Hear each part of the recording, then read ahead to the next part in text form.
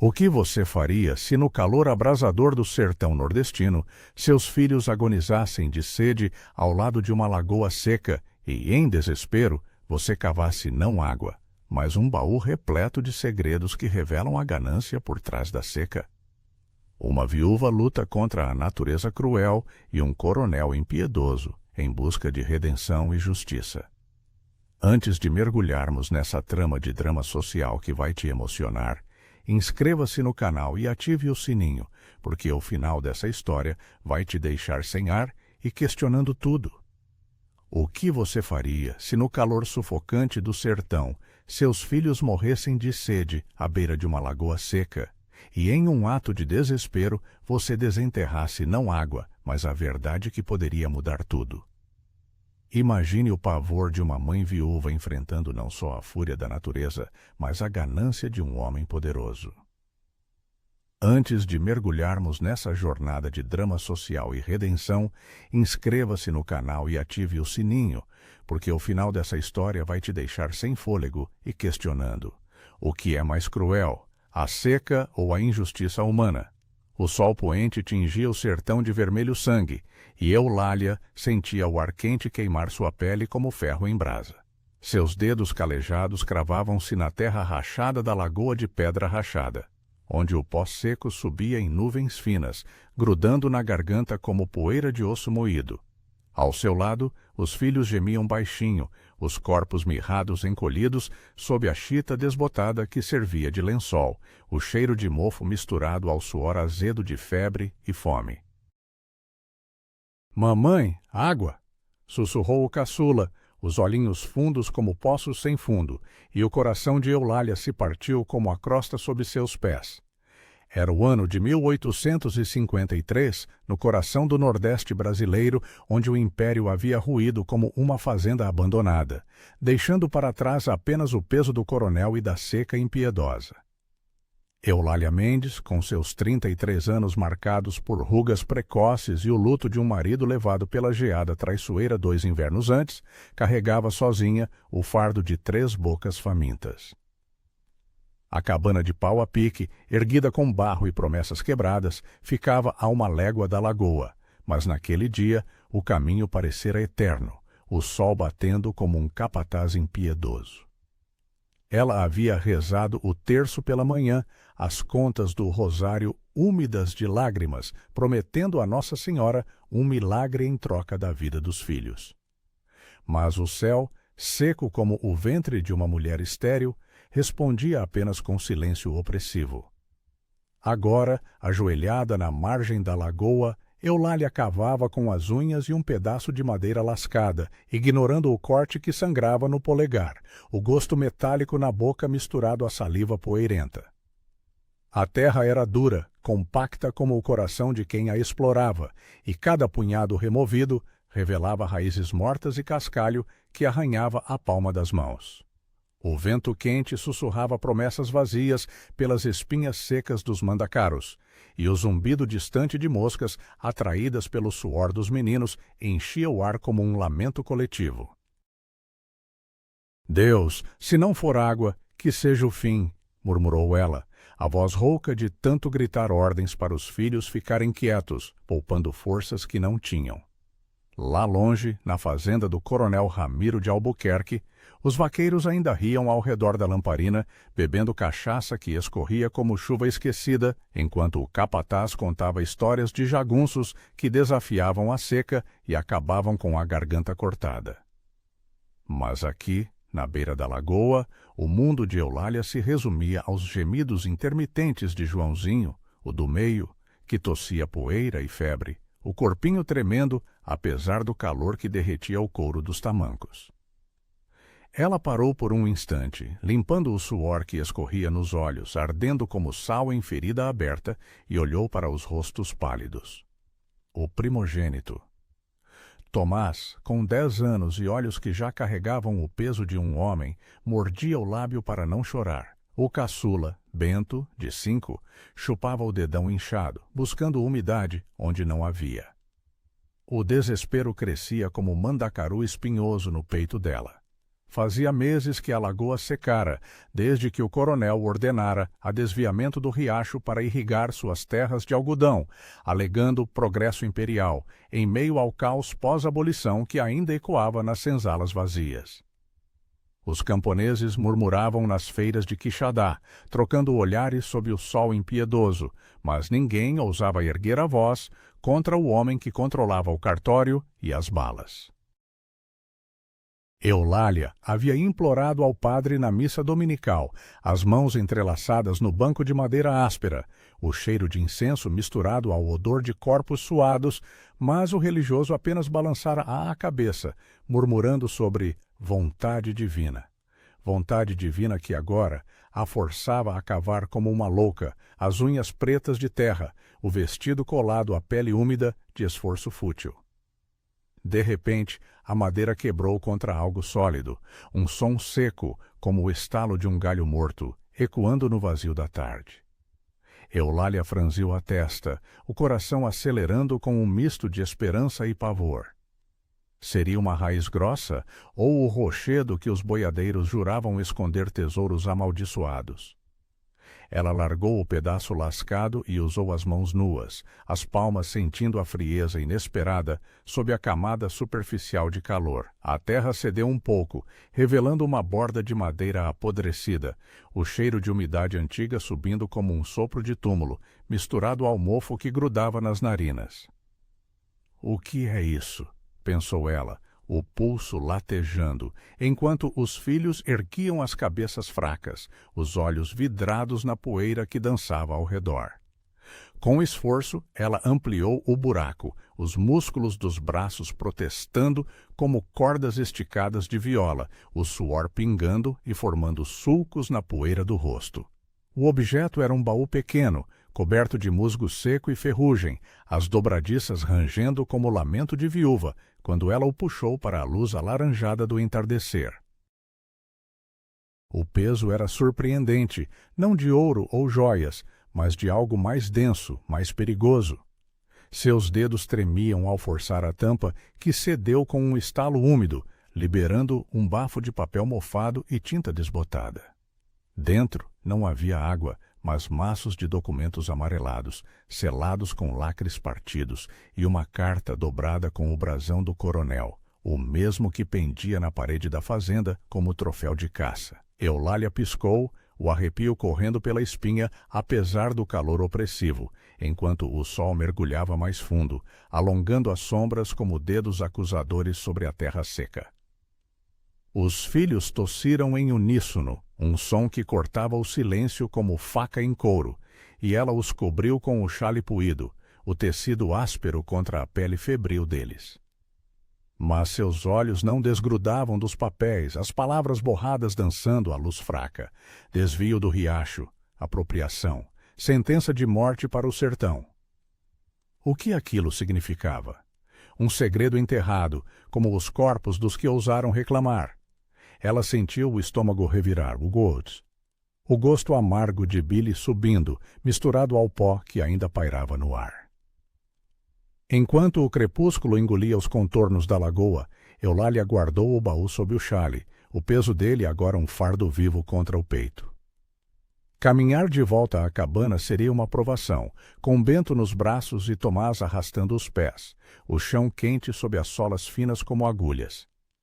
Mas algo mudara no ar. Não era mais só seca, mas um sussurro de vingança, tênue como o vapor que subia da terra resfriando. Ela parou uma vez, olhando para trás, onde a lagoa parecia um esqueleto exposto, e murmurou uma promessa silenciosa. Se isso for justiça, eu a trarei, custe o que custar. Na cabana, a lamparina piscava fraca, lançando sombras dançantes nas paredes de barro rachado, o cheiro de fumaça de lenha seca impregnando o ar abafado. Eulália deitou os filhos nos catres de palha, molhando os lábios deles com um pano úmido de seu próprio suor, o gesto ritualístico que adiava o inevitável. Tomás, o mais forte, ergueu a mão magra e tocou o braço dela. — Mamãe, você achou água? — perguntou, a voz um fio de esperança entrecortado por tosse. Ela hesitou, o baú escondido sob o assoalho rangente, e balançou a cabeça devagar. Não, meu filho, mas achei algo que pode trazer chuva para todos nós. Ele sorriu fraco, os dentes amarelados pela falta de frutas, e fechou os olhos, o peito subindo e descendo em ritmo irregular. Sozinha, com o vento noturno uivando como alma penada pelas frestas da porta, Eulália acendeu outra vela, a chama tremeluzindo e projetando o brasão do coronel na parede, como um demônio zombeteiro. Seus dedos, ainda sujos de terra, desdobraram a carta principal, as letras cursivas dançando sob a luz amarelada.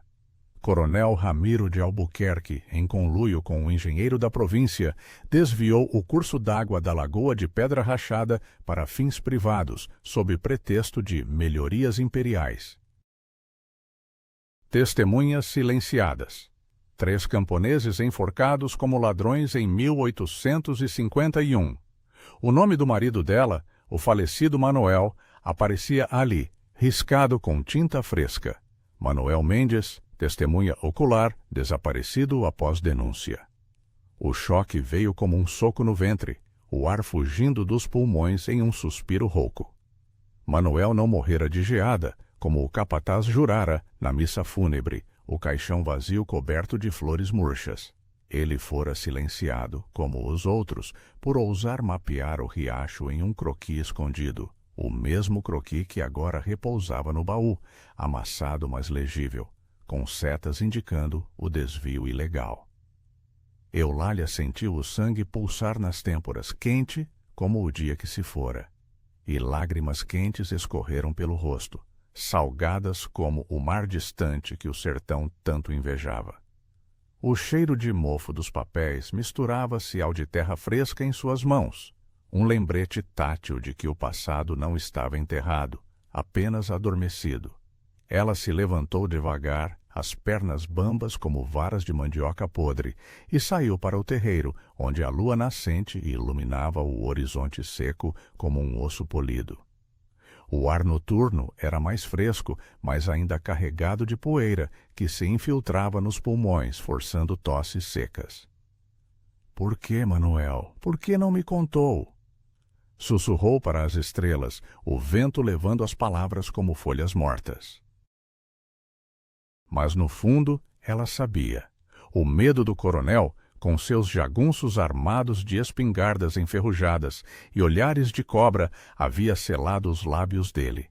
Agora o segredo era dela, um fardo que queimava como brasa sob a pele. De volta à lamparina, Eulália examinou os outros documentos, recibos falsos de impostos, cartas de suborno ao juiz de Quixadá, e um mapa rasgado mostrando como o riacho fora redirecionado para a fazenda do coronel, deixando o sertão como um corpo esfolado. Cada página virada era um tapa na face da injustiça, o papel áspero roçando os dedos como acusação. Ela pensou nos vizinhos, nas famílias que migravam para o litoral com os olhos vazios, abandonando as roças de milho murchas. O coronel pregava ordem e progresso nas festas da vila, brindando com vinho importado enquanto os filhos dos pobres lambiam o chão em busca de orvalho. Mas ali, na penumbra da cabana, a verdade nua pulsava. A seca não era castigo divino, mas crime humano, forjado em ganância e poder. O caçula, Bento, gemeu no sono, o som fraco como o farfalhar de folhas secas, e Eulália correu para ele, o coração apertado em garras invisíveis. Ela umedeceu o pano novamente, pressionando-o na testa febril, sentindo o calor que emanava como fornalha.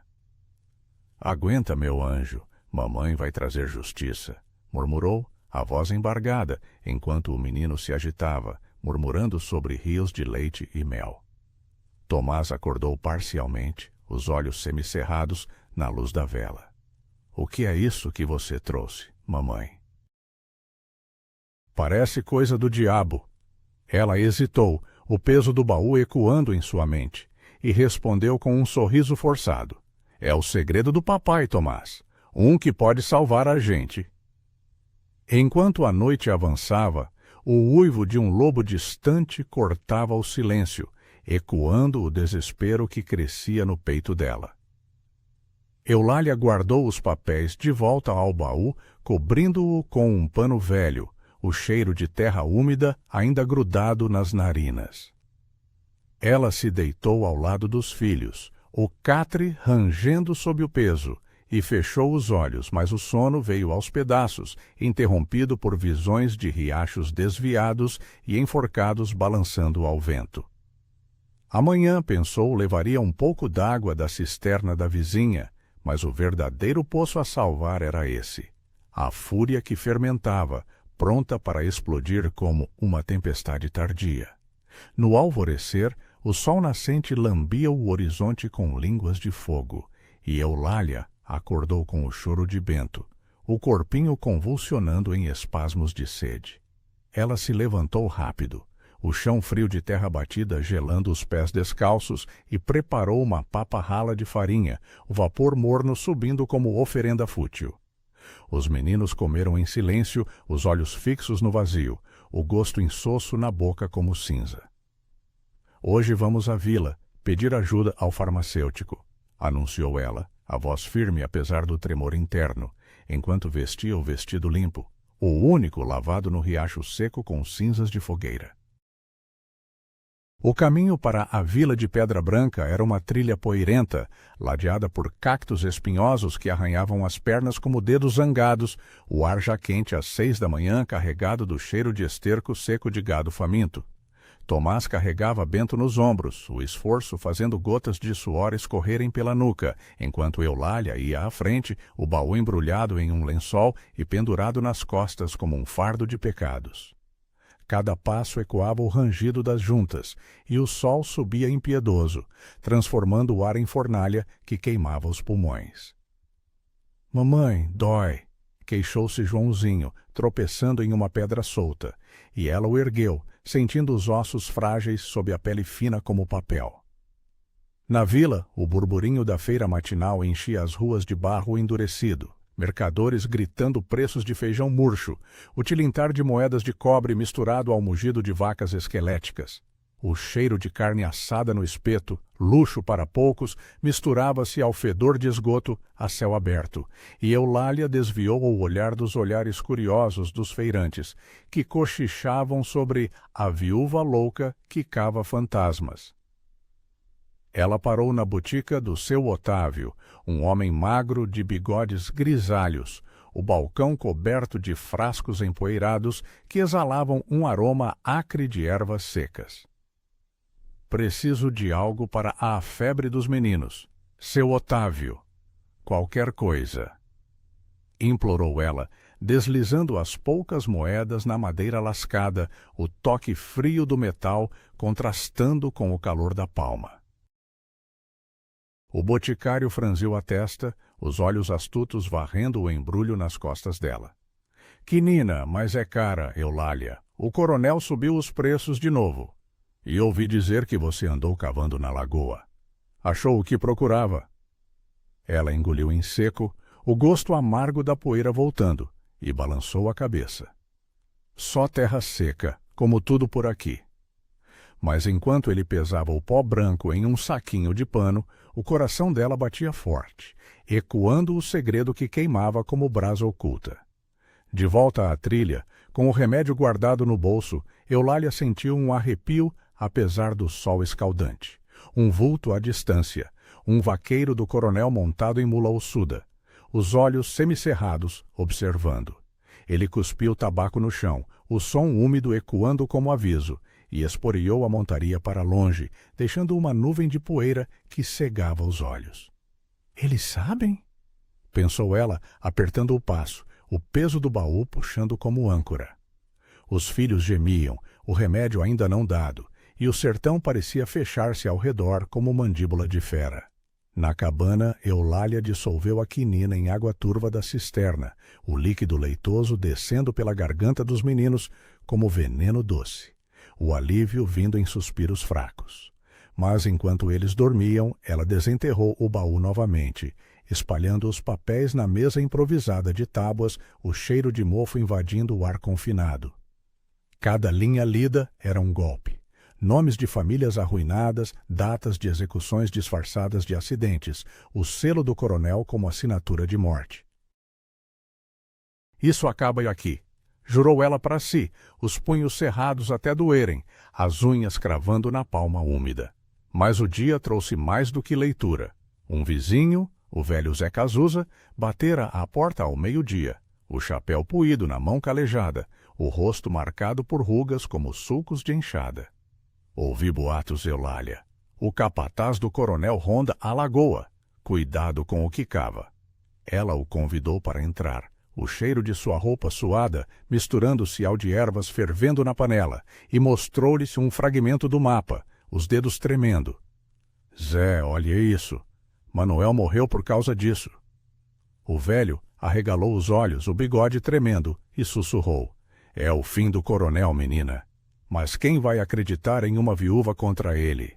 Leve para o padre ou para o juiz em Fortaleza. As palavras pairaram pesadas, como fumaça de cigarro, e Eulália sentiu o gâncio da dúvida fisgar o peito. Enquanto o sol se punha novamente, tingindo o céu de púrpura doída, Eulália sentou-se no terreiro, o baú ao lado como companheiro silencioso, o vento noturno carregando o canto distante de grilos famintos. Os filhos dormiam mais calmos, a febre cedendo um pouco, mas o ar ainda cheirava a seca iminente. Ela tocou o medalhão de Manuel, pendurado no pescoço, um disco de latão com a inicial dele gravada, quente contra a pele. E lembrou-se da promessa de casamento sob o ipê florido, juntos contra o sertão. Agora, sozinha, aquele metal era âncora e arma. E se o coronel descobrisse antes que ela agisse? O pensamento veio como um sussurro frio, fazendo-a erguer os olhos para a escuridão, onde sombras pareciam se mover além do cercado. Enquanto a lua subia alta, banhando a cabana em prata fria, Eulália ouviu um galope distante, o som de cascos batendo na terra seca como tambores de guerra, e seu coração gelou. Viriam por ela naquela noite? O galope ecoava mais próximo, como o trovejar de um temporal que nunca chegava, e Eulália se ergueu devagar, o medalhão de Manuel apertado na mão suada contra o peito. A noite do sertão envolvia a cabana como um manto de veludo negro, pontilhado apenas pelo brilho fraco das estrelas que pareciam olhos indiferentes. O ar estava mais fresco agora, mas carregado de um cheiro úmido de terra remexida, misturado ao odor acre de fumaça que ainda pairava da fogueira apagada. Eulália espiou pela fresta da porta de madeira lascada, o coração martelando como o badalo de uma sineta rachada, enquanto o som dos cascos se aproximava, chutando poeira invisível na trilha escura. Fiquem quietos, meninos, sussurrou ela para os filhos adormecidos, cobrindo o baú com um cobertor puído, o tecido áspero roçando os papéis como um aviso silencioso. Se fossem os jagunços do coronel, viriam armados de espingardas enferrujadas e olhares que cortavam mais que lâminas. O cavaleiro parou a 10 passos da cerca de mandacaru seco, o vulto da mula se destacando contra o horizonte lunar, o animal bufando vapor quente no ar parado. Era o capataz Zé Gato, homem de pele curtida como couro velho, o chapéu largo sombreando um rosto marcado por cicatrizes de brigas antigas. Ele desmontou com um rangido de selim, os botins batendo na terra com um som surdo, e acenou para ela, a voz rouca cortando o silêncio como faca em pão duro. Eulália, abri aí, trago notícia da fazenda, o coronel manda água para os meninos, um barril, fresquinha do poço dele. Ela hesitou, o pulso acelerado sentindo o metal do medalhão esquentar contra a pele, e entreabriu a porta, o trinco rangendo como queixa de viúva. O cheiro de cachaça e suor dele invadiu o espaço confinado, misturando-se ao de mofo dos documentos escondidos. — Por que agora, Zé, depois de meses de sede? — perguntou ela, a voz baixa, mas firme, os olhos fixos nos dele, que desviavam para o escuro da cabana como se farejassem segredos. Ele deu de ombros, o gesto pesado como saco de milho vazio, e apontou para o barril amarrado à mula, o madeira úmida exalando um aroma de umidade bendita que fez a boca dela encher de saliva. Ordens do patrão. Diz que viu você na vila hoje, com os pivetes no colo. Piedade cristã, ele falou. Mas toma cuidado, mulher. Ronda boatos de que andam cavando tesouros na lagoa. Coisa de louco. Eulália sentiu um frio na espinha apesar do ar morno e pegou o barril, o peso dele aliviando os braços como um abraço inesperado, a água chapinhando dentro com som de riacho sonhado. Obrigada, Zé. Diga ao coronel que rezo por ele na missa. Ele montou de novo, o couro do selim estalando, e esporeou a mula, deixando para trás uma trilha de poeira que se assentava lenta como dúvida. De volta ao interior, Eulália acendeu a lamparina com mãos trêmulas, a chama dançando e projetando sombras alongadas nas paredes de pau a pique, onde o barro rachado sussurrava promessas de colapso. Ela umedeceu um pano na água fresca, milagre amargo, pois vinha do poço do inimigo, e passou nos rostos dos filhos, o tecido frio contra a pele febril deles, trazendo suspiros de alívio. Bento se mexeu, os olhinhos abrindo como flores noturnas, e sorveu o pano com lábios ressecados, o som de sucção ecoando como lamento de cordeiro. — Mamãe, é chuva, murmurou ele, e ela sorriu, as lágrimas quentes escorrendo pelo rosto poeirento. É um pedaço dela, meu amor. Bebe devagar. Tomás, acordado pelo barulho, sentou-se no catre, o corpo magro tremendo levemente, e estendeu a mão para o copo que ela encheu, o líquido transparente refletindo a luz amarelada como ouro líquido. Enquanto os meninos bebiam em goles cautelosos, o gosto puro da água lavando a poeira da garganta como bálsamo, Eulália sentou-se ao lado do baú, os dedos traçando as bordas da madeira apodrecida. O medalhão de Manuel, agora frio contra o peito, parecia pulsar com memórias. O dia em que ele o dera a ela, sob o sol de meio-dia na roça de Feijão, o metal ainda quente do trabalho dele, gravado com um M que ela beijara como voto eterno. Guarda isso para quando eu for jagunço do céu, brincara ele, rindo com dentes brancos contra a pele morena. Agora, aquele disco era semente de vingança, plantada no solo seco do luto. Ela desdobrou o croqui do marido novamente, a luz da lamparina iluminando as linhas tremidas que marcavam o riacho desviado, setas apontando para a fazenda do coronel como dedos acusadores. Cada traço era um grito silenciado, o papel áspero sob os dedos evocando o toque calejado de Manuel. O amanhecer raiou tímido, filtrando-se pelas frestas como ouro derretido, e Eulália preparou o desjejum com a farinha remanescente, o vapor morno subindo da panela de barro e enchendo o ar com cheiro de mandioca cozida, reconfortante como abraço de avó. Os filhos comeram com um apetite renovado, as colheres de madeira batendo nas tigelas com um som ritmado, e pela primeira vez em semanas, risos fracos ecoaram. Bento imitando o mugido de uma vaca gorda, Tomás rindo até tossir poeira residual. — Mamãe, vamos caçar tatu hoje? Com água no bucho, eu corro como vento, propôs Tomás, os olhos brilhando com faísca de menino, e ela aqueceu, o coração aliviado, mas atento ao peso do segredo. — Vamos, mas devagar. O sertão não perdoa pressa. O dia se desenrolou sob um céu de um azul implacável, o sol subindo como bola de fogo e queimando a pele exposta, enquanto eles saíam para o cercado, o chão quente sob os pés descalços como brasa viva.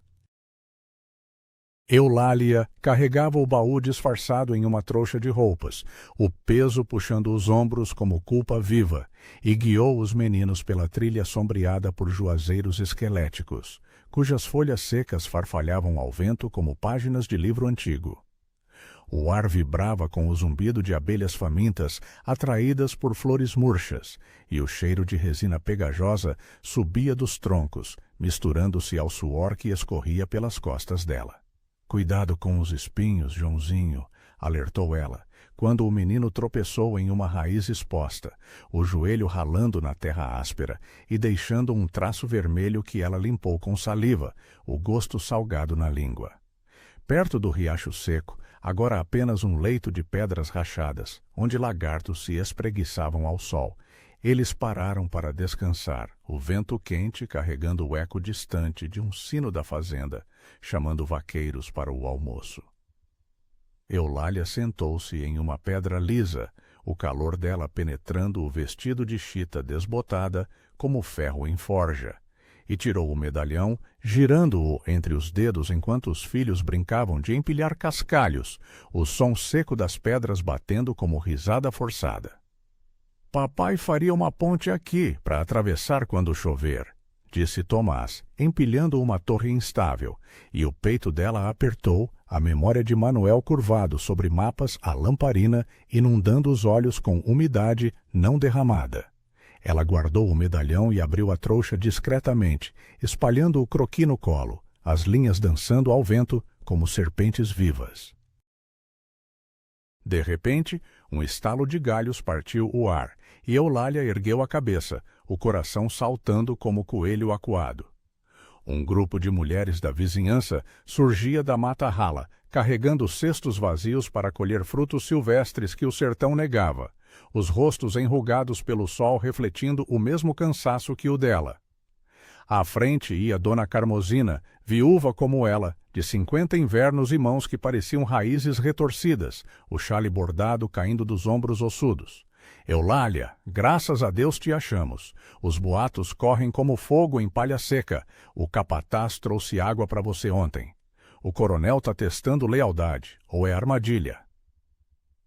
Elas se aglomeraram ao redor, o cheiro de sabão de cinzas e ervas medicinais delas misturando-se ao de terra quente, e Eulália hesitou, o croqui dobrado no colo como serpente adormecida.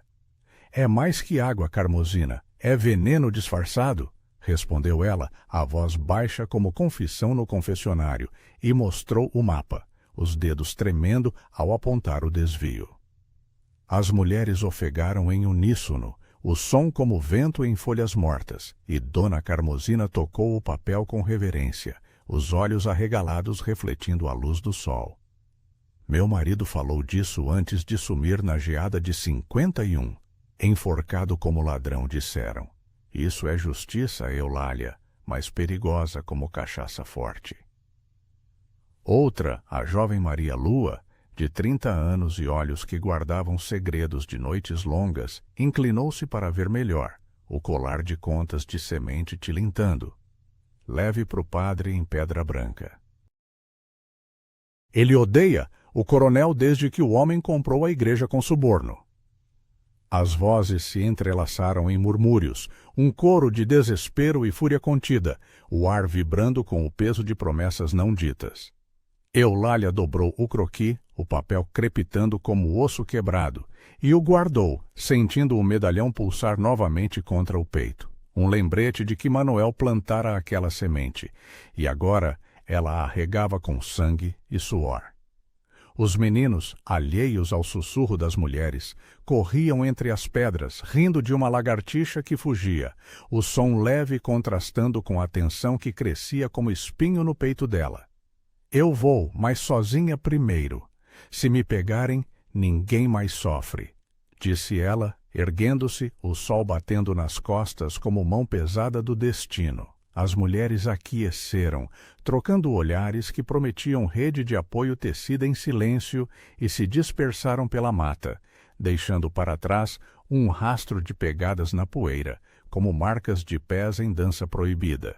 Ao entardecer, de volta à cabana, o céu se tingia de laranja doída, e Eulália preparou o jantar com ervas colhidas, o cheiro picante subindo da panela como incenso de vingança. Os filhos adormeceram cedo, os peitos subindo ritmados pela água que os salvara por mais um dia, mas ela velou a lamparina, relendo as cartas do baú, cada palavra um corte fresco na alma.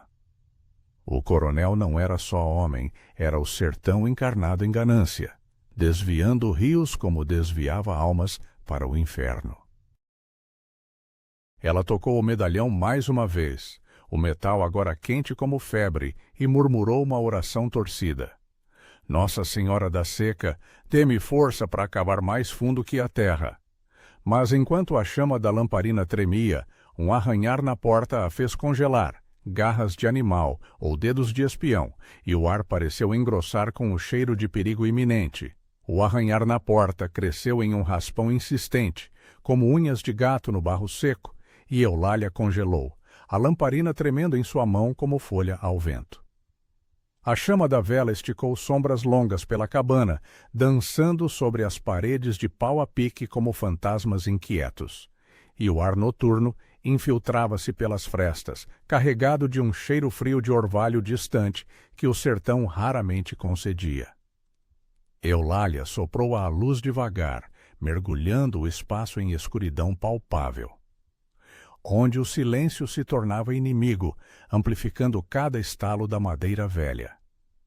Seus dedos se fecharam ao redor do medalhão de Manoel, o metal frio agora, um talismã contra o pavor que subia pela espinha como serpente fria, e ela se arrastou até a porta, o chão de terra batida, arranhando os joelhos através do vestido fino. Quem vem lá? Sussurrou ela, a voz um fio de linha esticada, mas o arranhar parou, substituído por um farfalhar de folhas secas do lado de fora, como passos de quem recuava relutante. Ela esperou, o coração batendo em ritmo de tambor de candomblé proibido, o peito subindo e descendo com o ar úmido que grudava na pele como teia de aranha. Nada. Apenas o uivo baixo de um vento que varria o terreiro, carregando o eco de grilos que cantavam sua canção de seca eterna. Eulália se ergueu devagar, os músculos protestando com fisgadas surdas, e espiou pela fenda estreita, os olhos se ajustando que a lua prateada que banhava o cercado em luz fantasmagórica. Uma silhueta fugidia, talvez um coiote faminto, ou pior, um espião do capataz, desaparecia na escuridão da mata rala, deixando pegadas frescas na poeira que ela sentiu ao pisar descalça, o solo ainda morno do dia como pele febril.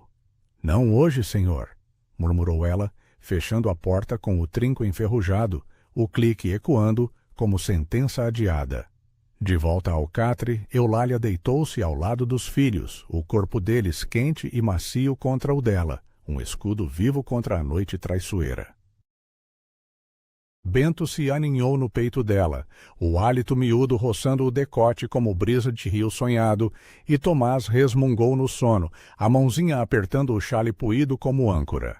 O medalhão, pressionado entre eles, parecia pulsar com o batimento uníssono, um lembrete tátil de que Manoel velava de algum lugar além do sertão seco. Ela fechou os olhos, mas o sono veio fragmentado, povoado por sonhos de riachos desviados que se transformavam em cordas de enforcados, o cheiro de terra molhada misturando-se ao de corda úmida e medo. No sonho, a voz de Manoel ecoava baixa. Cava mais fundo, Eulália, a verdade é o poço que não seca. O sol nascente irrompeu como lâmina de facão, cortando o horizonte em faixas de ouro e vermelho.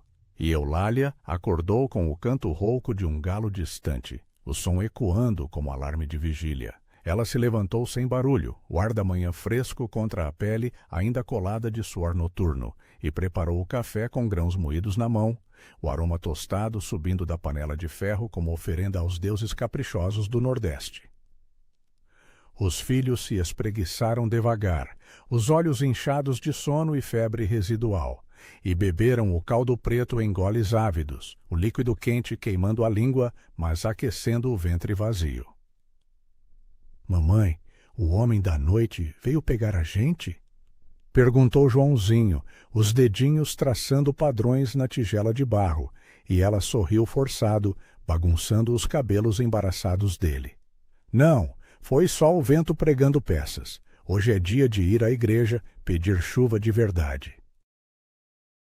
O caminho para a capela de Pedra Branca serpenteava pela caatinga esquelética, onde mandacaros erguiam braços espinhosos como sentinelas mudas, o sol já escaldante às 7 horas lambendo a pele exposta com línguas de fogo seco. Eulália carregava o baú embrulhado em um pano de prato florido, o peso dele roçando a anca como segredo vivo, enquanto os meninos corriam à frente, chutando pedrinhas que rolavam com som oco como ossos soltos. O ar vibrava com o zumbido de cigarras, um coro ensurdecedor que abafava os pensamentos, e o cheiro de resina pegajosa dos cactos misturava-se ao de poeira levantada pelos pés descalços. Cada passo era uma prece silenciosa, o chão rachado mordendo as solas como dentes do sertão, e Eulália tocava o medalhão por hábito, o metal aquecido pelo corpo evocando o toque de Manuel em noites de chuva rara. Na praça da vila, o burburinho da missa dominical enchia o ar com vozes entrelaçadas, o sino da torre badalando grave como lamento de vaca no abate. E o cheiro de incenso escapava pelas portas abertas da capela, misturando-se ao odor de corpos suados e roupas puídas. Eulália sentou-se no banco de trás. O madeira áspera roçando as coxas através da chita desbotada, os filhos apertados ao lado dela como pintinhos sob asa de galinha. O padre, um homem franzino de barba rala e olhos que guardavam fadiga de confissões pesadas, subiu ao púlpito, a voz ecoando nas vigas de madeira. Irmãos, a seca é prova de nossa fé. Rezemos pela misericórdia divina, não pela mão do homem que desvia o que Deus deu. As palavras pairaram como fumaça, e Eulália sentiu o pulso acelerar, o baú aos pés dela parecendo pulsar em resposta. Após o amém coletivo, que ecoou como suspiro aliviado, ela esperou os fiéis se dispersarem, o sol agora alto batendo nas janelas de vitral rachado e tingindo o interior de vermelho sangue. O padre se aproximou, limpando as mãos no bornal puído, o cheiro de vinho sacramental grudado na batina. Eulália, você parece carregada de mais que pecados. O que atrás além da missa? Ela hesitou, o ar confinado da sacristia sufocando como colete apertado, e deslizou o baú sobre a mesa de altar, o madeira rangendo como confissão relutante. Padre Joaquim, isso não é tesouro do diabo. É o veneno que mata o sertão. Ele desdobrou os papéis com mãos trêmulas, a luz filtrada dançando sobre as linhas do croquis, e o rosto empalideceu como cera derretida, os olhos arregalados refletindo o brasão do coronel. Meu Deus, Eulália, isso é dinamite em papel, o desvio. As mortes disfarçadas. Manuel sabia, e por isso. A voz dele quebrou como galho seco, e ele se sentou na cadeira rangente, o peso do segredo curvando os ombros como enxada pesada. Ela assentiu, as lágrimas quentes brotando sem permissão, salgadas na língua quando as engoliu. Ele me deixou isso, padre, enterrado na lagoa como semente, mas os meninos morrem de sede e o coronel ri com seu poço cheio. O religioso folheou as cartas, o papel crepitando como fogo contido, o cheiro de mofo antigo invadindo o ar sagrado. Eu levo isso ao bispo em Fortaleza, mas devagar. O coronel tem o juiz na mão e jagunços que atiram primeiro. Você fica quieta, mulher, isso é guerra de clérigos agora. Mas nos olhos dele, Eulália viu a faísca de dúvida, como vela ao vento, e tocou o medalhão, sentindo Manuel aprovar o risco. Saindo da capela, o sol do meio-dia castigava impiedoso, o calor ondulando o ar como miragem de oásis falso, e os meninos corriam para a fonte seca da praça, lambendo as bordas de pedra em busca de umidade residual, o gosto amargo de musgo na boca. Uma roda de mulheres cochichava perto do pelourinho enferrujado, relíquia de tempos imperiais, e Dona Carmosina acenou, os olhos astutos varrendo o baú ausente. E aí, viúva, o padre comeu sua história? Eulália se aproximou, o chão quente queimando os pés como penitência, e sussurrou o essencial, as vozes delas se entrelaçando como trança de milho. Ele leva para cima, mas o fogo já acendi. Agora é esperar a labareda. As mulheres trocaram olhares, o ar carregado de um cheiro sutil de rebelião, como enxofre antes da tormenta, e Maria Lua apertou o braço dela, os dedos ossudos como garras protetoras. Cuidado no caminho de volta, O capataz ronda como abutre.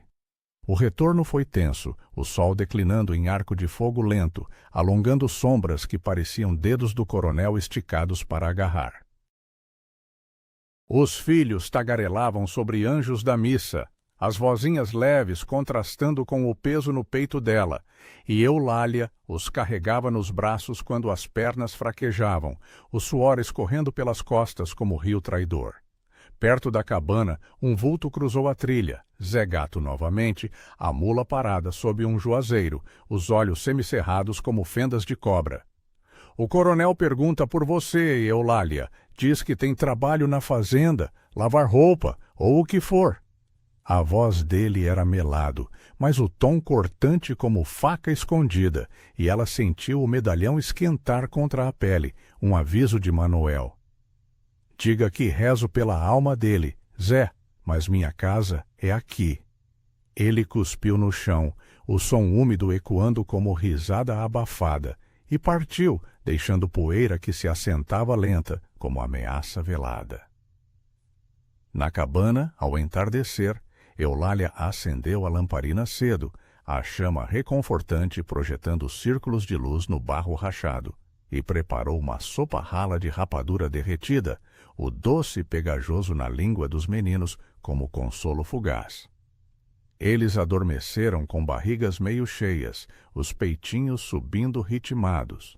Mas ela velou o croquis, cópia que fizera às pressas no papel da missa, espalhado na mesa, as linhas traçadas com carvão tremendo, como veias expostas.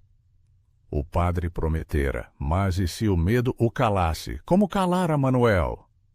Ela traçou o M no medalhão com o polegar, o gesto ritual evocando o cheiro de terra arada nas roças antigas, e jurou em silêncio: se a igreja falhasse, o povo seria o altar. Enquanto a noite caía como cortina pesada, um trovão distante rolou pelo céu. Não de chuva, mas de nuvens secas brincando de tormenta, e Eulália ergueu os olhos para a janela, onde uma figura parada na escuridão a observava, imóvel como estátua de sal, e o ar se encheu de um presságio que gelava os ossos apesar do calor residual. A figura na escuridão se moveu devagar, como sombra de mandacaru ao luar, e Eulália sentiu o ar da cabana engrossar com um frio que não era da noite, mas do medo que se enraizava no peito. O luar filtrava-se pela janela entreaberta como leite azedo, tingindo o assoalho de prata manchada, e o cheiro de terra úmida da panela de sopa residual misturava-se ao odor acre de medo que subia do suor dela. Eulália se ergueu sem fôlego, o catre rangendo como osso velho sob o movimento, e agarrou o medalhão de Manuel, o metal agora um peso vivo contra a palma úmida, evocando o toque calejado dele em colheitas passadas. Os filhos dormiam alheios, os peitinhos subindo em ritmo de marola calma, mas ela se arrastou até a porta, os pés descalços sentindo o frio do barro endurecido como acusação gelada. Quem é? Fale ou suma! Sussurrou rouca, a voz um fio esticado entre coragem e tremor, enquanto o vulto se aproximava, os passos leves como patas de veado na poeira. Era Dona Carmosina, o chale puído enrolado nos ombros ossudos como armadura improvisada, o rosto enrugado pela lua parecendo mapa de rios desviados, marcado por rugas profundas como sulcos de enxada traída. Ela escorregou para dentro com um gesto rápido, fechando a porta atrás de si, o trinco clicando surdo como segredo selado, e o ar se encheu do cheiro de ervas secas que ela carregava no bolso. Boldo e hortelã, remédios do sertão contra males que vão além do corpo. Eulália, menina, o padre mandou recado pelo menino do altar. O bispo em Fortaleza recebeu os papéis, mas o coronel farejou o vento. Jagunços revistando as estradas, parando carroças com perguntas afiadas como facão. Você precisa esconder melhor esse baú, ou vir comigo pro Quilombo Velho, lá pras bandas do Juazeiro escondido. As palavras saíram em bafo quente, carregadas de urgência, e Eulália sentiu o estômago revirar como água turva na cisterna, o gosto amargo de bile subindo misturado ao de rapadura noturna. Elas se sentaram no chão, as costas contra a parede de pau a pique, que exalava um cheiro de mofo úmido como túmulo recente, a lamparina apagada, deixando o espaço mergulhado em trevas que só o luar cortava em fatias finas. Eulália desenterrou o baú do canto sombrio, uma madeira apodrecida rangendo como lamento de viúva ao ser aberta, e espalhou os documentos na palha do piso, o papel amarelado captando reflexos prateados que faziam as letras dançarem como serpentes vivas. Olhe, Carmosina. Não é só o riacho. Há nomes de famílias inteiras, promessas quebradas ao império, subornos ao juiz que assinou as sentenças falsas. Manuel rabiscou isso na véspera da geada, jurando que o coronel matava o sertão por algodão branco como alma limpa. Dona Carmosina folheou as páginas com dedos que tremiam como folhas ao vento seco, o toque áspero do papel evocando o roçar de palha em roça abandonada. E um suspiro escapou dela, rouco como tosse de fumante antiga. Meu Zé falou o mesmo, antes de o capataz o arrastar para enforcamento disfarçado de roubo. Mas quem planta vingança no Nordeste colhe bala, Eulália. O coronel tem o cartório na mão e o padre na coleira. O bispo pode ser só fumaça. O debate se estendeu na penumbra, vozes baixas entrelaçando-se como rede de pesca tecida às pressas, o ar confinado vibrando com o zumbido distante de mosquitos que farejavam sangue febril. Eulália tocou o medalhão novamente, traçando o M gravado com a unha suja de terra. O gesto, um ritual que ancorava a fúria crescente, lembrando o dia em que Manuel o pendurara no pescoço dela, sob o ipê murchando, o metal ainda quente do sol de meio-dia e do amor cru. Eu não fujo, tia. Os meninos bebem água dele agora, mas amanhã pode ser veneno puro. Vamos espalhar cópias, uma para o farmacêutico, outra para o boiadeiro que perdeu o rebanho na seca. O povo é o juiz verdadeiro. Carmosina balançou a cabeça, os brincos de semente de caju tilintando suaves, e apertou o braço dela, os dedos ossudos como raízes secas cravando na carne macia. Loucura de mãe, isso. Mas se for, leva o medalhão como escudo. Manuel te guarda mais que santos de gesso. Elas selaram o pacto com um aperto de mãos, o suor dela se misturando como sangue de irmandade, e Carmosina escorregou de volta à noite, deixando um rastro de ervas esmagadas que perfumava o terreiro como incenso de rebelião.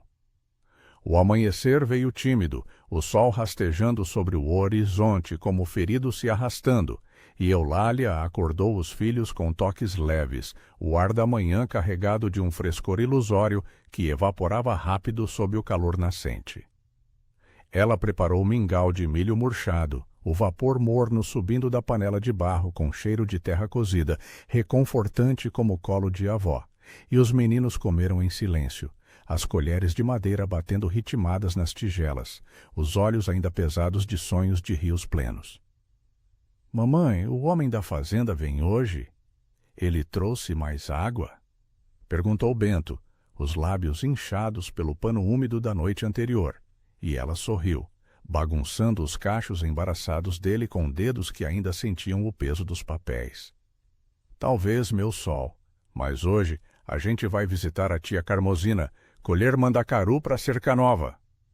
Tomás ergueu a cabeça, os olhos astutos de 10 anos captando a mentira fina, mas ele assentiu, lambendo o mingau dos dedos com gosto doce, amargo de cana velha. O dia se desenrolou sob céu de cobalto implacável, o sol subindo como bola de chumbo derretido e queimando a nuca exposta, enquanto eles trilhavam o caminho para o rancho de Carmosina, ladeado por cactos que erguiam espinhos como lanças de jagunço.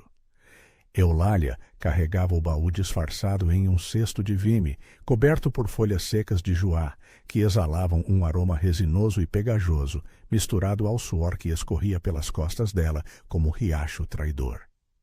Os meninos corriam à frente, chutando espinhos soltos que rolavam com som seco como risada forçada, e o ar, vibrava com o canto intermitente de sabiás famintos, um contraponto melancólico ao zumbido de moscas que seguiam o rastro de poeira. Perto do riacho seco, onde pedras rachadas formavam um leito de ossos expostos, ela parou para descansar, o chão quente penetrando o vestido de chita desbotada como ferro em brasa, e tirou o medalhão, beijando-o devagar, o metal salgado de lágrimas não derramadas evocando o beijo de Manoel na última geada, quando o ar cheirava a geada falsa e promessas quebradas. No rancho de Carmozina, uma choça de taipa inclinada como bêbado após cachaça, o cheiro de feijão cozido no fogo baixo saudou-as como abraço familiar, misturado ao de fumo de corda que a viúva mascava para acalmar os nervos. Mulheres da roda se reuniram, Maria Lua com seu colar de contas tilintantes, a jovem Inês de mãos ágeis como tecelã, e o velho Zé Cazuza, curvado como galho de um buzeiro, os olhos fundos refletindo fogueiras antigas de revolta. Elas se aglomeraram ao redor da mesa tosca, o madeira lascada roçando as palmas calejadas, e Eulália espalhou as cópias dos documentos, o carvão das linhas frescas cheirando a queimado recente, como fumaça de fogueira de conselho. Vejam o segredo do baú. O coronel desviou o riacho para sua fazenda, matou o sertão por lucro. Nossos mortos não foram geada, foram corda e silêncio. As vozes se ergueram em murmúrios, um coro de indignação que ecoava como vento em folhas mortas. E Zé Cazuza cuspiu tabaco no chão de terra, o som úmido como cuspe de desprezo. Eu vi o capataz enterrar o corpo do teu Manoel, garota, perto da lagoa, na calada da noite. Mas para que isso serve? O bispo demora e o coronel manda bala. O debate acalorou, o ar do rancho sufocando com o calor de corpos e fúria, o suor pingando e formando poças na mesa como lágrimas coletivas. Maria Lua traçou o mapa com o dedo, a unha preta de terra marcando o desvio como ferida aberta. Cópias para cada casa, Eulália, deixem nas portas da fazenda, no cartório, na igreja. O povo lê e o boato vira rio, maior que o que ele secou. Inês assentiu, os olhos flamejando como brasa sob cinzas, e prometeu levar uma ao farmacêutico seu Otávio, que odiava o coronel desde que o homem subornara sua licença. Carmozina serviu cachaça em copos lascados, o líquido claro queimando a garganta como fogo purificador, o gosto ardente lavando o desespero como chuva tardia. Pela justiça, então. Mas se pegarem você, negue tudo. Diga que rezou demais e sonhou com anjos vingadores. Risos roucos ecoaram, quebrando a tensão como galho estalando. E Eulália sentiu o peito se expandir, o medalhão pulsando quente contra a pele, como o coração de Manoel aprovando a semente que brotava. Ao meio-dia, o sol castigava o terreiro com raios que derretiam o barro, o calor, ondulando o ar como miragem de oásis falso, e o grupo se dispersou com promessas sussurradas, deixando pegadas na poeira que o vento apagaria como segredos velados. Eulália e os filhos voltaram pela trilha sombreada, o cesto agora leve sem o baú, escondido no poço seco do rancho, mas o coração dela pesado, com o peso da rede tecida. Os meninos colhiam frutos murchos de umbu, o suco azedo na boca deles como lembrete da seca. E Tomás parou de repente, apontando para o horizonte. — Mamãe, olha, fumaça na fazenda, é sinal de vaqueiros ou de fogo maior? Ela ergueu os olhos, o ar tremendo com o cheiro distante de lenha queimando, e sentiu um arrepio apesar do calor. Seria o boato já correndo, ou o coronel acendendo sua própria pira de retaliação?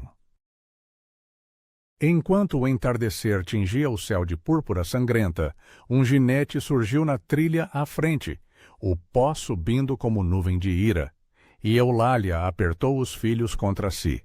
O medalhão queimando como ferro em brasa, sabendo que o confronto cavava seu próprio poço agora. O ginete surgiu como visão de pesadelo, o pó da trilha subindo em véu sufocante que ardia nos olhos. E Eulália apertou os filhos contra o peito, o medalhão de Manoel queimando a pele como marca de ferro em gado marcado para abate. O entardecer do sertão se derramava em tons de sangue coagulado sobre a caatinga, alongando sombras que pareciam garras esticadas para rasgar o ar já pesado de poeira e tensão. O homem freou a mula com um puxão brusco nas rédeas de couro cru, o animal relinchando agudo como grito de alma penada, e o cheiro de suor equino misturou-se ao de terra remexida, invadindo as narinas dela como fumaça de cigarro de corda. Era Zé Gato, o capataz, o chapéu largo inclinado sobre olhos que brilhavam como lâminas enferrujadas, a luz moribunda, a cicatriz na bochecha latejando vermelha como ferida fresca. Eulália Mendes, o coronel quer palavra contigo. Agora, deixa os pivetes com a tia e sobe na garupa, ou eu arrasto vocês três pro curral. A voz dele saiu grossa, carregada de cachaça recente e ameaça velada, ecoando no silêncio que seguia o zumbido das cigarras como eco de tiro não disparado. Eulália sentiu o corpo de Bento tremer contra o dela, o menininho enterrando o rosto no chale puído, o tecido áspero roçando a bochecha febril dele como lixa em carne viva, enquanto Tomás se endireitava, os punhos miúdos cerrados em imitação de bravura infantil. O ar vibrava com o calor residual do dia, um forno que colava a chita desbotada à pele suada, e ela ergueu o queixo, os dedos traçando o medalhão por instinto, o metal agora um escudo tátil contra o pavor que subia como bile pela garganta. Diga ao teu patrão que eu rezo pela salvação dele, Zé, mas minha casa é o altar dos meus filhos, não a dele. As palavras saíram firmes, mas o coração dela galopava, como a mula impaciente, o pulso ecoando o rangido das celas e o farfalhar seco das folhas de umbu, murchas ao vento fraco. O capataz cuspiu no chão, o escarro úmido batendo na poeira com som de tapa abafado, e inclinou-se na cela, o couro estalando como junta velha. Teimosa como teu defunto, ele cavou o próprio túmulo na lagoa, e você vai cavar o teu, se não obedecer. O boato corre. Papéis, segredos, justiça de viúva. O coronel sabe, e sabe onde o baú está escondido.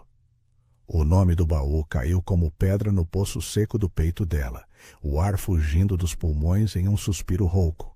E Eulália apertou os olhos por um instante, vendo flashes do croqui espalhado no rancho de Carmozina, as linhas traçadas com carvão fresco como veias expostas de um corpo esfolado. Como ele sabia? Uma traição na roda das mulheres, ou o padre cedendo ao medo sob pressão de jagunços. O sol poente lambia o horizonte em último adeus ardente, tingindo o rosto do capataz de laranja doída, e ela deu um passo atrás, arrastando os filhos pela trilha, o chão rachado mordendo as solas dos tamancos puídos como dentes de cão raivoso. Volte para tua fazenda, Zé. Diga que o sertão cobra suas dívidas sem facão.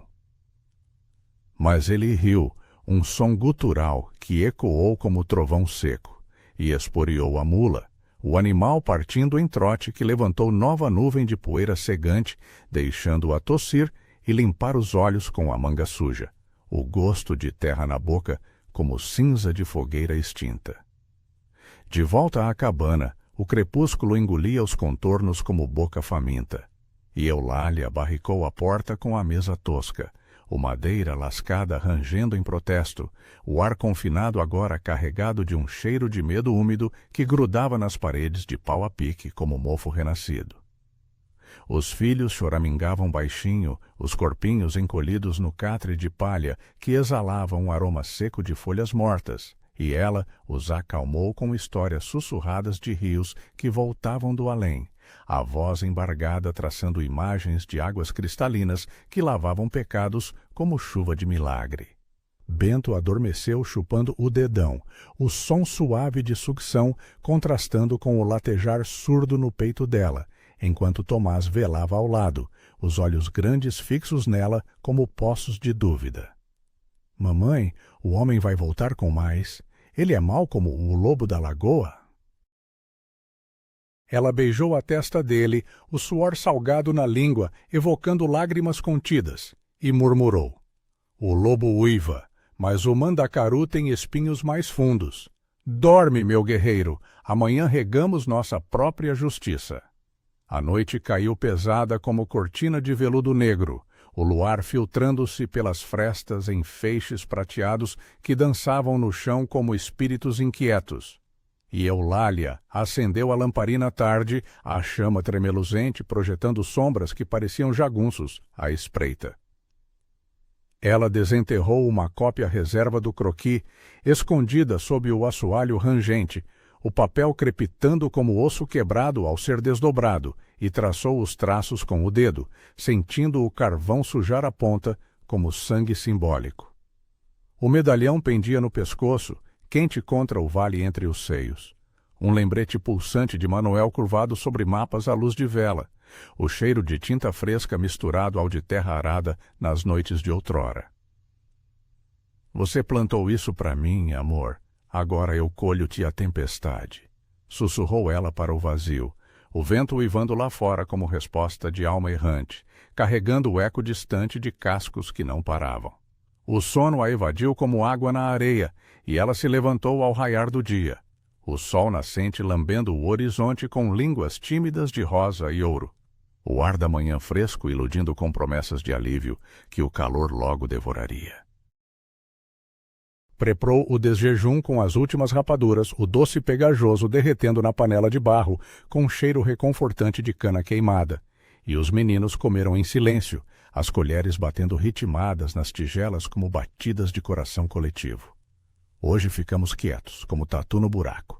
Mas se o lobo vier, a gente tem o espinho, disse ela, forçando um sorriso que doía nas bochechas, e Tomás assentiu, os olhos flamejando com faísca herdada do pai. O dia se arrastou sob céu de cobalto cruel, o sol subindo impiedoso e queimando a pele exposta através das janelas sem vidro, enquanto ela vigiava a trilha da porta entreaberta, o zumbido de abelhas famintas enchendo o ar como trilha sonora de espera tensa. Perto do meio-dia, um burburinho surgiu do horizonte, vozes abafadas como enxame de maribondo, e Eulália espiou, o coração saltando como coelho acuado. Era o povo, Dona Carmosina à frente, com Maria Lua e Inês. Zé Cazuza mancando atrás, com um facão enferrujado na mão calejada, e uma dúzia de camponeses cujos rostos marcados pela seca refletiam o mesmo fogo contido que ardia no dela. Eles carregavam cestos vazios e rolos de papel, cópias do croquis espalhadas como sementes de rebelião, o ar vibrando com o cheiro de suor coletivo e poeira levantada pelos pés descalços. Eulália, o boato virou rio. O farmacêutico leu alto na botica, o boiadeiro colou um no portão da fazenda. O coronel manda jagunços, mas o bispo mandou carta. O juiz de Quixadá vem amanhã com tropa para investigar. A voz de Carmosina cortou o ar como facão em palha, rouca de excitação, e o grupo invadiu o terreiro, as vozes se entrelaçando em coro de indignação, o chão tremendo levemente sob o peso de pés que pisavam forte como marcha de vingança. Eulália saiu ao sol, o calor batendo como tapa na face, e abraçou Carmosina, os ossos dela cravando nas costelas como raízes entrelaçadas, o cheiro de ervas medicinais dela misturando-se ao de terra quente. Vocês vieram, como um milagre, de pau a pique. Zé Cazuza cuspiu tabaco no cercado, o som úmido ecoando como risada desafiadora, e desenrolou seu rolo, as linhas do mapa dançando ao vento como serpentes despertas. O coronel secou o riacho, mas o povo é o dilúvio. Amanhã, na vila, a gente mostra os papéis para o juiz, sem facão, só verdade. As mulheres assentiram, trocando olhares que teciam rede invisível de solidariedade, e Maria Lua entregou a Eulália um saquinho de contas de semente, tilintando suave como sino de alerta. Para te proteger, irmã, cada conta uma prece contra o capataz. O medalhão pulsou quente no peito dela, como se Manuel aprovasse o círculo que se formava, e pela primeira vez o sertão pareceu menos seco, o ar carregado de umidade sutil de lágrimas e suor misturados. Enquanto o sol declinava em arco de fogo lento, tingindo o grupo de tons avermelhados como sangue fresco, um galope ecoou da fazenda distante, não um, mas vários, o som de cascos batendo como tambores de assalto, e Eulália ergueu os olhos, o vento carregando o cheiro de pólvora distante, sabendo que a labareda que acendera agora lambia as bordas da cabana, pronta para devorar ou purificar.